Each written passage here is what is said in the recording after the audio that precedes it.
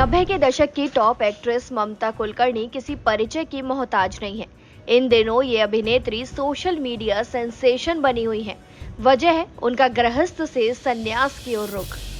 Bollywood actress ममता कुलकर्णी से किन्नर अखाड़े की महामंडलेश्वर बनी श्री यमाई नंदगिरी इन दिनों चर्चा का विषय बनी हुई है। जी हां, महाकुंभ 2025 के दौरान किन्नर अखाड़े ने एक्ट्रेस को महामंडलेश्वर की पदवी दी थी। हालांकि बाद में इसका कई बाबाओं ने विरोध किया। अजय दास, रामदेव और बागेश्वर धाम उन प्रमुख नामों में शामिल हैं जिन्होंने ममता कुलकर्णी को महामंडलेश्वर की पदवी दिए जाने का खुलकर विरोध जताया था। बढ़ते विवाद के बाद महज 7 दिनों के अंदर ही ममता कुलकर्णी की पदवी छिन गई थी। महामंडलेश्वर पद जाने के बाद लोगों के जहन में तमाम सवाल हैं। एक टीवी शो में उनसे पूछा गया कि क्या ममता कुलकर्णी अब फिल्मों में वापसी करेंगी। इस सवाल पर ममता कुलकर्णी ने अर्धनारीश्वर अवतार का जिक्र किया था।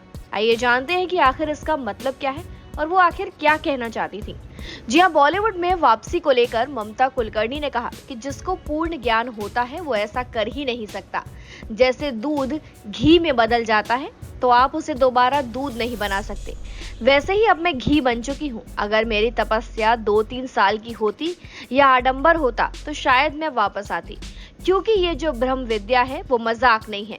मैंने 3-3 महीने अन्न त्याग दिया था। मैंने ऐसे हठ योग किए हैं जिससे आदि शक्ति मेरे सामने आने के लिए विवश हो गई। मैंने आदि शक्ति को कहा कि जब तक तू नहीं आएगी मैं अन्न को स्पर्श नहीं करूंगी। 5 दिन तक मैंने पानी नहीं पिया। 15वें दिन भगवती से मेरा साक्षात्कार हो गया। उसके बाद मैंने अन्न ग्रहण किया। वहीं ममता कुलकर्णी ने आगे कहा कि मेरे 3 अपार्टमेंट हैं जो 25 साल से खुले ही नहीं है। अगर मुझे बॉलीवुड से इतना प्यार होता तो मैं उसे क्यों छोड़ती। मैंने भौतिक जीवन को महत्व ही नहीं दिया। देखिए, योगी को सांसारिक जीवन की चिंता नहीं होती। मैं तो झोपड़े में भी रह सकती हूँ। इस टीवी शो में जब ममता कुलकर्णी से पूछा गया कि क्या वो फिल्मों में वापसी करेंगी तो उन्होंने साफ साफ कहा कि अब मैं फिल्मों में काम करने के बारे में सोच भी नहीं सकती। कहा कि मैं किन्नर अखाड़े से जुड़ी हुई हूँ। किन्नर अखाड़े के लोग भगवान शिव और देवी पार्वती के अर्धनारीश्वर अवतार का प्रतिनिधित्व करते हैं और इस मार्ग में उनका ध्यान अब पूरी तरह से अध्यात्म और वेदों की ओर है।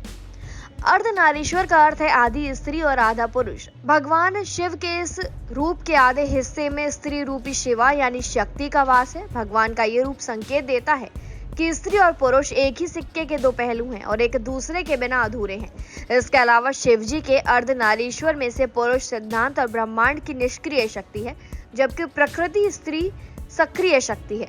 दोनों एक साथ मिलकर ही सृष्टि का निर्माण करते हैं और इसी से ब्रह्मांड का निर्माण होता है। फिलहाल के लिए जानकारी में इतना ही। तमाम खबरों के लिए जरूर सब्सक्राइब करें भारत एक्सप्रेस।